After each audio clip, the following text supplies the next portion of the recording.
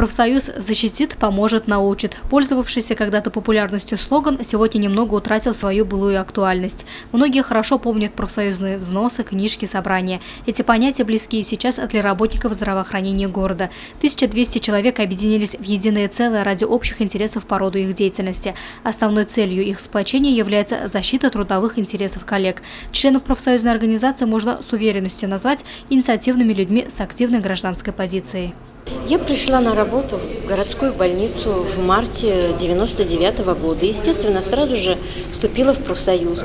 По своему духу, еще со школьных, со студенческих лет, я всегда была в коллективе, занималась спортом в свое время. И вот это вот чувство товарищества, чувство коллективизма, оно всегда живет во мне. И вот здесь, работая, сразу как-то пришла, вошла в коллектив, и вот всегда ощущаешь плечо товарища, которые мне помогут в любой ситуации.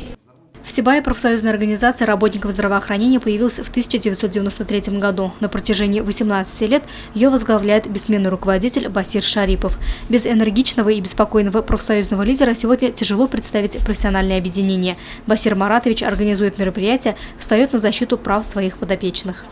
С января 2016 года я скажу, что мы вступаем в фонд «Защита, гарантия, солидарность», который будет защищать полностью, юридически защищать полностью наших работников здравоохранения.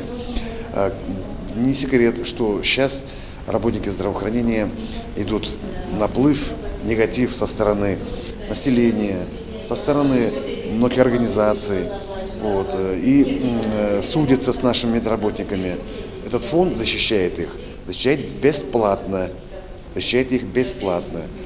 Мы стараемся, этот фонд перечисляем определенное количество процент, и этот фонд защищать будет бесплатно уже на судах и в других этих спорах. Профсоюз работников здравоохранения, помимо организации праздников и подарков, оказания материальной помощи людям, оказавшимся в трудной жизненной ситуации, пытается решить проблему нехватки кадров в больнице. За последние годы молодым специалистам, состоящим в профсоюзе, помогли решить квартирный вопрос. В 2014 году Сибайская городская больница вышла на первое место по детскому летнему оздоровлению. В последние годы без внимания не остаются и сами медики. Ежегодно на оздоровление работников по линии профсоюза выделяется до 16 путевок в год. Луиза Мустафина, Дамир Хайбулин, Гульгина Раскильдина, телекомпания СТВ.